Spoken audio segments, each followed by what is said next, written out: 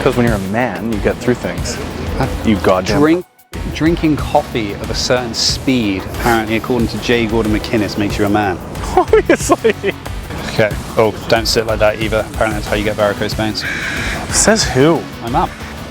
Your barometer for what creates a man or not is absolutely horrendous. All right, we ready? Okay, ready. I'm always. And let's go. Okay. Welcome back, ladies and gentlemen. I am back after a severely teary-eyed phone call from Jay. I agreed to come back. He realized he could not do it alone. You agreed to come back. And so I'm here to help bail him out because the videos honestly sucked for the last couple of Stop. weeks. So this week we're going into the realities of the shift. I was gonna say we should title this The Shift. That's what I said the title is going to be. The shift. It's a good. Okay, let's get into it. I don't know what this means. It's shift. That's the reverse of fisting. Oh God. Yes, ladies and gentlemen, we are talking about Jay's shift. No, it's the market shift, and we're in that stage at the moment where honestly it starts getting a lot to do with the mental game. Because as most people know, when it comes to the selling side of things, when you list your property, you're looking at comparable properties. You're taking hopefully apples to apples, if not as close as possible, and you're working out your sale price from those points. Because of the rate increases, another one just announced today of 0.5, it means that a lot of those comparables that we're now looking at are actually in a different market. So that although they're within the last 3 months, the market is not as hot. Now what comes with that, Jay? You don't know, do you? You do not know. What comes with that means that your comparables are not quite comparables because they're a different market. So you could be listing based on those figures, but you may not get the results in which you're after as a seller, and you may be looking at lower prices. And now we get that point where people start chasing down because they don't want to give up too much, and unfortunately by having that frame of mind they end up giving up too much because they chase the market down. Yes, so the analytics that you would typically go through to derive price, to your point, start to distance themselves, and days on market, or not even days on market, the gap of time between last sales and today is growing now because people are hesitating.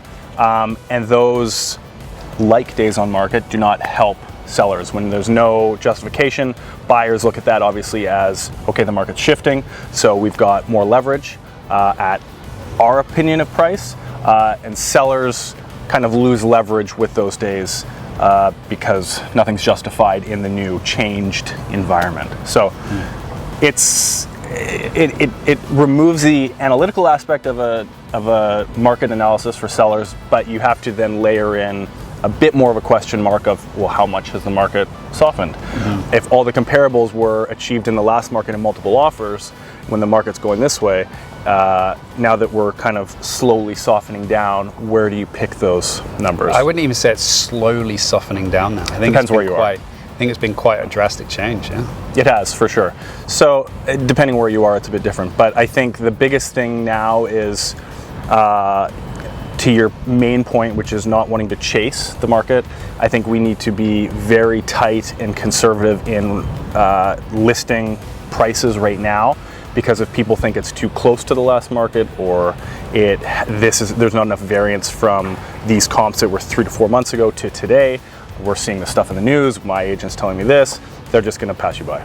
So it needs to now be attractive, and not only to, like it was in the last market, oh my god, it's attractive, let's jump in, and 10 people do, and that creates multiple offers, but attractive enough for people to actually write, because they're just sitting back and watching right now.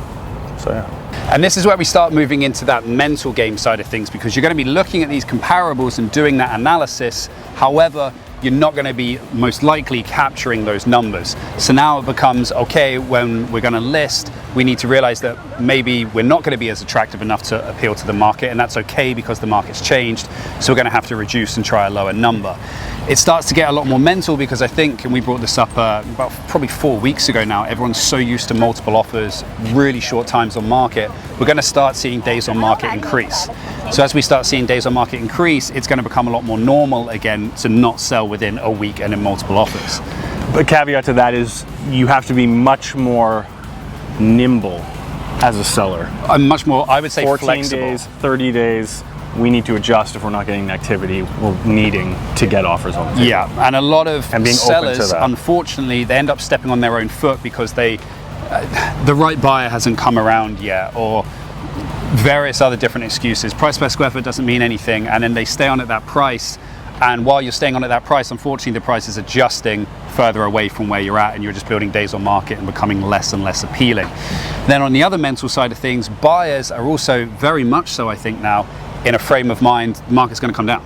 So Why buy something today if I can buy it cheaper? I can just wait. It's going to stay on. More inventory is going to come. So you're dangling that balance. And I think when we go through this shift in market, sellers a lot of the time think that they're getting the short end of the stick, and buyers think that they're still overpaying. So there's that mental balance of the two, which is what honestly creates the hardest thing when it comes to being successful in this market. But also keeping in mind that, oh, the comp sold here, you get an offer in, oh, I can't take this. Are we that far below these comparables? You're looking at negotiating on a price from the absolute peak of peaks of valuations in the market. So sell 30 days below the absolute peak as opposed to 90, because that trickle is going to continue. Well, so interestingly enough, I did a listing presentation recently, and I turned down a listing, and they had it previously listing before, and this is a perfect example. They received an offer at the time of $740,000, didn't accept it. That was with another agent. I went and had a chat with them, and what the comparables were saying with that adjustment in the market, 675, maybe 699 at the highest. So that's anywhere from like a 50, 60,000 drop in the space of 6 months. So, I mean, that's a significant drop, right? And that's comparing it with the latest comparables and such as well. Unfortunately, to Jay's point, right at the peak is right at the peak. There's so many things that are helping you as a seller and going against buyers at that point that are just really not in effect now. Yeah. I can't add to that. Okay, so biggest talking point today, Bank of Canada increased by another 0.5. Not surprising. There are more coming this year. I read an article the other day saying that even earlier in this year, the Bank of Canada said that they want to get to 2 to 3%, because that's where they feel is actually going to have an impact on inflation, as it's still soaring high.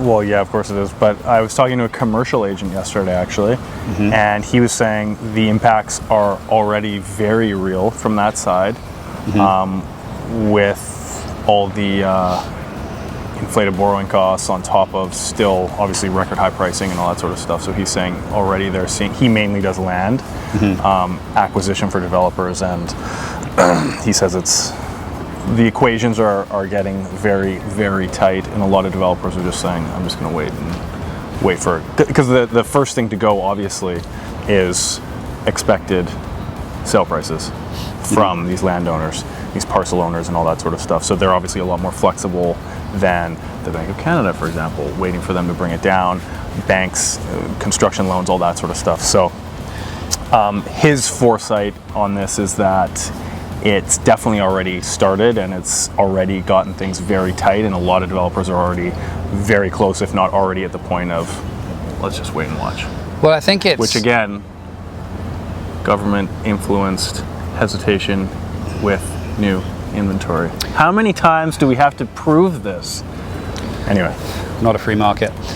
But the thing that I look for is it's easy for us to know these things because we're in the business. But when you know something's really starting to take effect is when, your everyday person who's not in real estate, beyond maybe owning a home or something like that, starts talking about it as well. And we're now at the point, I had a message from a client yesterday who brought it up and said, with the interest rates, have you started to see a shift in the market now? What's happening?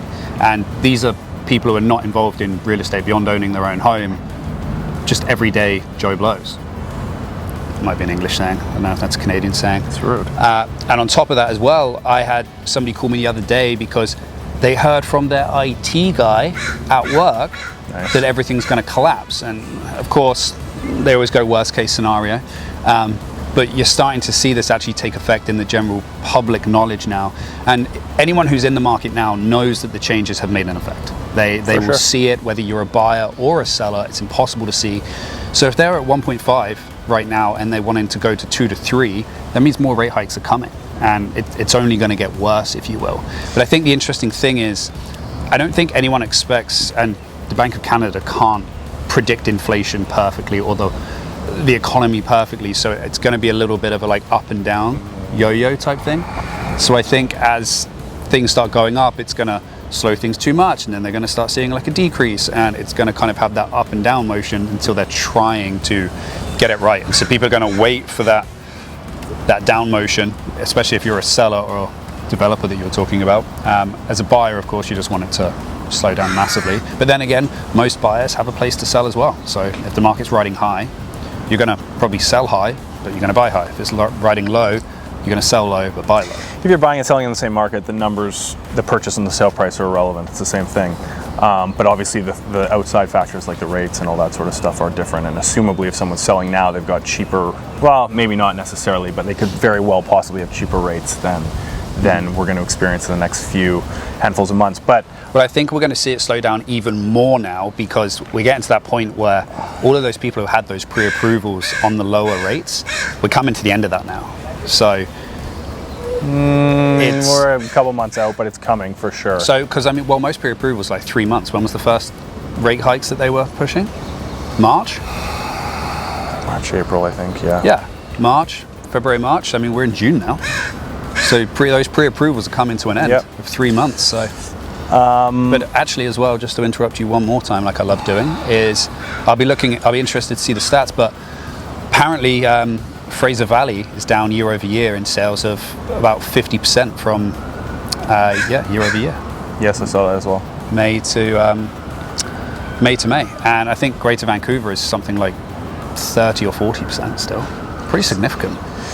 It is. Well, as we've said before, when these big things, these big changes happen, people hesitate, and obviously the sales numbers and the velocity will dramatically be affected by that. Mm-hmm. And I do agree, as we've stated before, that they're going to probably keep pushing, and they're going to have a barrier that they're looking for. And if stuff gets this bad, we're gonna ease off.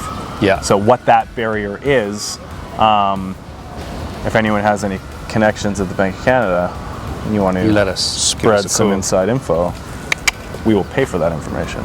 But we can only crystal ball that at this point. So it's we just wait and see. Just keep playing the game.